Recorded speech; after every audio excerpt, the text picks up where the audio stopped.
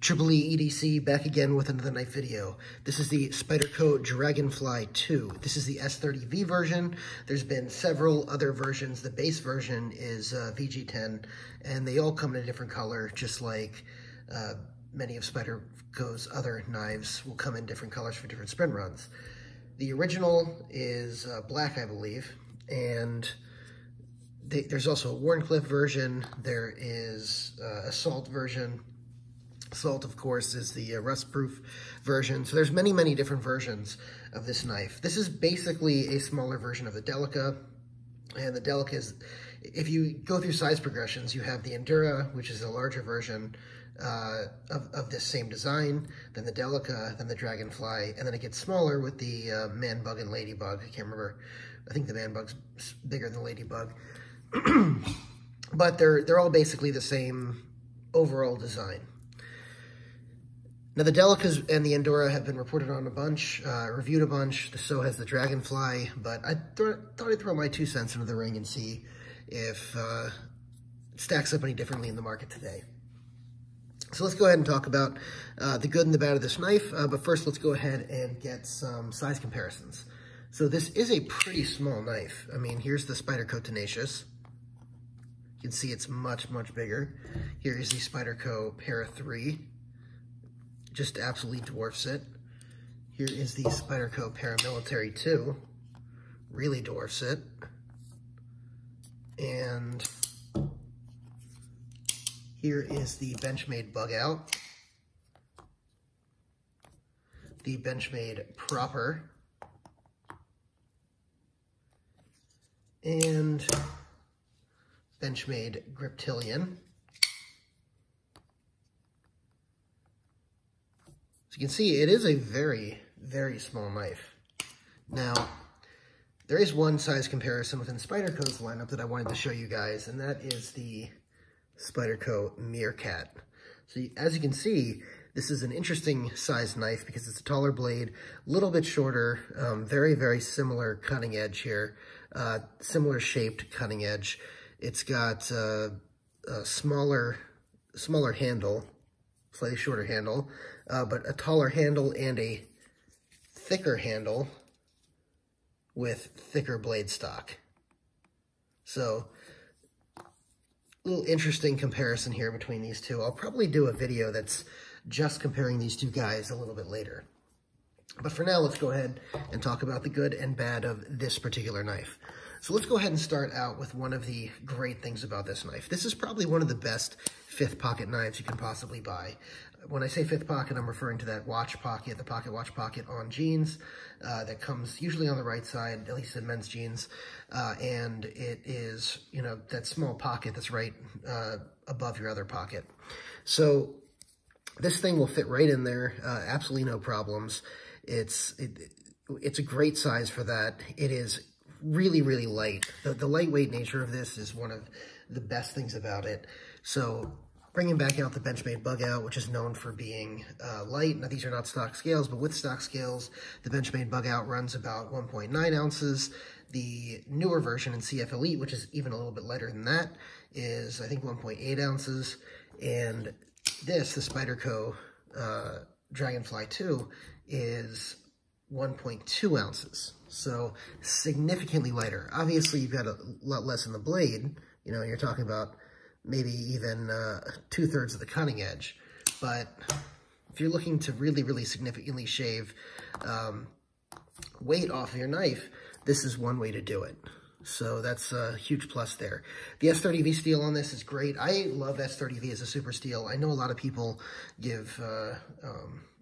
are not so high on it, especially because it's not the latest and greatest thing. It's been around for a number of years, but a lot of people forget that S30V was the pinnacle of super steels at one point in time. It was the step up from 154 CM and CPM 154, and was the reason Benchmade and Spyderco use it as the base model on most of their knives now is because they elevated to that level a number of years back in order to get the super steel there, or to say that they had a super steel at that level. And then once super steels started surpassing them, they realized that S30V is good enough for their production knives. They don't need to go any higher except for special editions and certain, you know, higher end knives. So that's sort of the way the industry has trended, and S30V is still an excellent steel. And a knife like this, where you've got FRN scales and it's just meant to be just an everyday user, I think S30V is an excellent choice. It's stainless, it's got, you know, decent toughness, decent edge holding, more than decent, you know, toughness and edge holding. Now, people say S30V can be chippy, but with a good heat treat, and Spyderco does do a good heat treat, really shouldn't be an issue as long as you're not being an idiot with your knife. So, and I doubt if you're buying a knife this size, you're being an idiot with your knife. Usually people are being idiots when they, you know, get a full-size knife. So, you know, people, and to that end, I'll just note, I see a lot of broken PM2s on the forums. People will show the blade snaps around where the hole is. I have never, ever seen a snapped Dragonfly. I've also, for that matter, I don't really see snapped Delicas that often. It may have something to do with the fact that, you know, people don't, you know, put too much lateral force down on knives that are FRN scales. Anyway, back to a regularly scheduled program. This is a backlock. The backlock, I think, works very well on this. A lot of people have moved past the backlock for fidgeting. I think the backlock is plenty fidgety on a knife this size because, as you can see, it's fully one-handed, and, you know, it does allow for a certain level of fidgeting. So I really have no problem with the backlock. It is sturdy, deploys the right way 100% of the time. It is... you know, pretty good for that. Now, the clip on here is the Spyderco wire clip. This is an excellent execution of this clip. Some knives I don't like this clip on, some knives I do like this clip on. I like it very much on this knife, and it just works very, very well. Slides in and out of the pocket pretty easily, and is an overall great clip for it. I do wish that it was a little bit higher up on here, but we'll, I guess, talk about that when we get to the bad. This does get a full 4-finger grip on it, believe it or not. Even though it's this size, and that has a lot to do with this half choil that's up front, where you have half the choil here, half the choil on the blade, and you really do get a 4-finger grip here. And you also, this is also a great blade for precision cutting. If you want to, you know, put your finger on top, do the whole bend banters thing, and use it for very, very fine work, you can do that on the Dragonfly too. So all that is the good. The other good thing about this is the price, or at least traditionally the price has been good. The price on the standard VG10 model, I think, is $66.50 at most retailers. And then this version, I think, was around 80 bucks with the S30V. I think they're sold out everywhere, so you might find them on the secondary market going for around 115 or so. But they were originally 80 bucks, and you can find other versions of it in different steels other than VG10 from time to time for different prices as well. And of course, there's a salt version with it. All right, so all that is the good here. Oh, one other thing about the good is the blade shape. The blade shape on here is excellent. It is really a great blade shape for doing any type of work you could need with a knife this size. This is going to be a perfect knife for. The blade stock is extremely thin, so this thing is really, really slicey. I mean, really slicey. If you want to take a look, this is even smaller, thinner than the Bugout, which is known for being very thin. It is even thinner than, much thinner than the Paramilitary 2. I mean, just look at the difference there. You know, even up by the tip. The entirety of the stock is basically the size of the tip of the PM2, which just is amazing for sliciness. This thing is just so slicey. So that is excellent. That's probably the best part of this knife, is how slicey the blade is and the blade shape. Let's talk about the bad. So the bad is a couple of things. So one is, you heard me talking about the pocket clip. It's pretty low, so even though it's a 5th pocket knife, you're going to have a pretty significant portion of it sticking out of your pocket. With something like this, with the blue scales, you know, that's going to be pretty noticeable because this is a pretty bright color. With the black one, maybe a little less noticeable, less of an issue. And obviously there's other colors, orange and different things. Orange is going to be a color that sticks out. and the salt ones are yellow. The, you know, the detailing on here, look, I don't love the FRN and the texturing on most of these FRN knives that Spyderco does. It's good for grip, and I think that's fine for the Delica or the Endura, but you don't really need it on the on this knife because it's so small that your grip is coming from the fact that it's sort of locked into your hand here. It's not coming from here. So if they're doing it basically mostly to mimic the Delica and the Endura.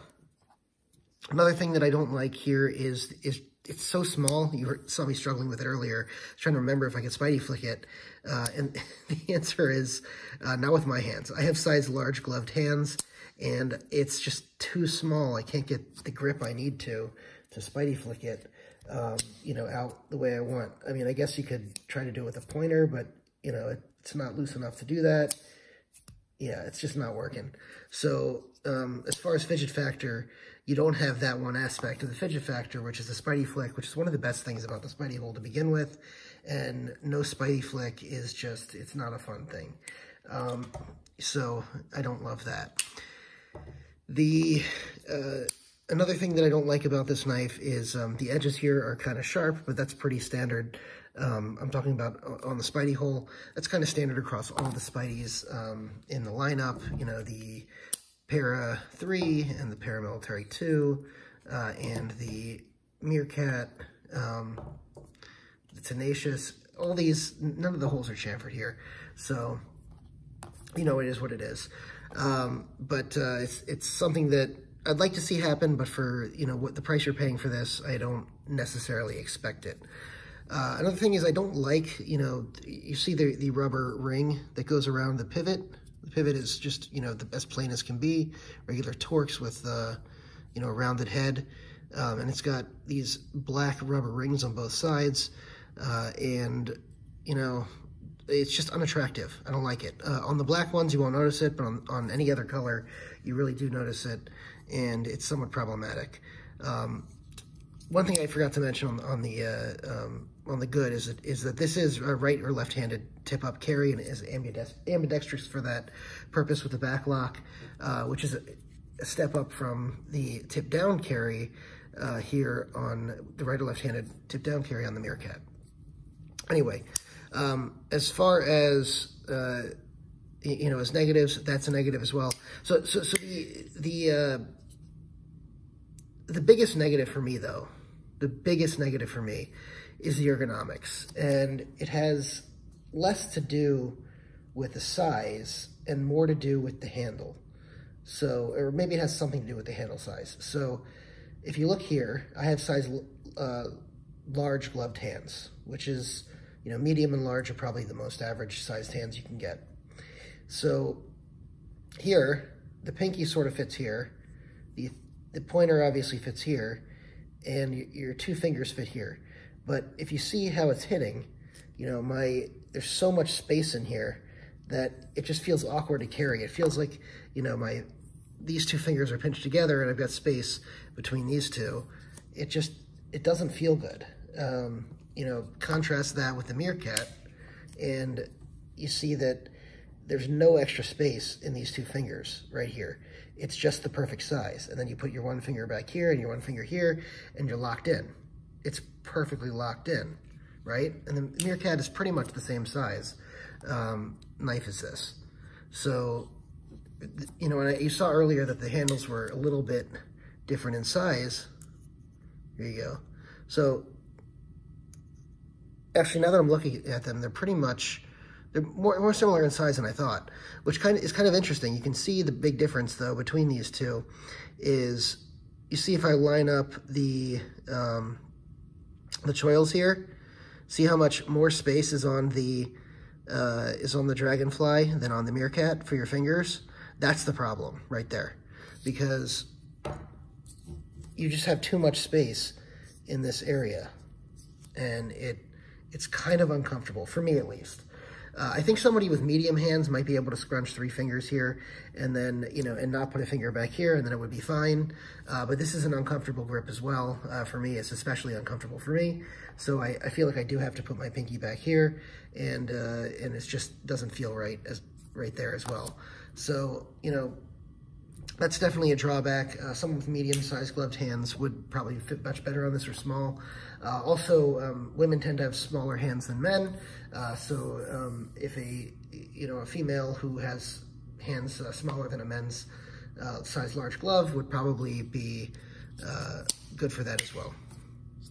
Okay, so that is the bad of the knife. Overall conclusion of, I'm sorry, one more bad thing is the price. So you heard me say earlier it's $66.50 for this knife. And so is that a good price nowadays? Yes and no. Okay, so overall, is this worth the $66.50 you're gonna pay for it? Yes, it's worth the $66.50 you're gonna pay for the base VG10 model. If you can get a better model, probably better, but that now you're getting up into higher price ranges and you're having more of a problem because there's more competition. Even though it's worth it, there are other better options. One of those better options is the Civivi McKenna. The Civivi McKenna has a much longer blade, and this is assuming, you know, everything's legal where you're at, because this is 2.25 inch blade. This is like a 2.75 inch blade. So all else equal, this is $1.50 more. And what do you get for that $1.50? You get G10, okay? You get D2, I think this is D2 steel. Someone can correct me in the comments if I'm wrong. The other type of steel they use is a 9CR18 MOV. Both of those are fine steels and, you know, don't represent much of a difference quality-wise from VG10. But you get a nice 4-finger grip on this knife. It's very thin and slicey, just like this one. It's not quite as thin, but it's still very, very thin. And you get that nice front flipper action. You get bearings in here. And it's also a very, very lightweight knife. Also great for the summer. So, you know, and also this has a deep carry pocket clip. You have a tiny bit sticking out, but not quite as much as you have sticking out on the Dragonfly. So, just a little bit of what else is out there, you know, at that price range. Also at that price range, if you're okay with bigger knives, you know, you're gonna run into the Civivi Shredder, another Civivi knife, much, much bigger knife, but these knives are doing 2 different things, so this really isn't a fair comparison.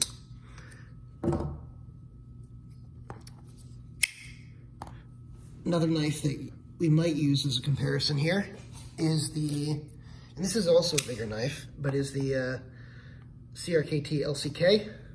The reason I bring this knife out is because this thing is 30 bucks, or I think it's 27 bucks. But with the hollow grind, you can look at the edges there.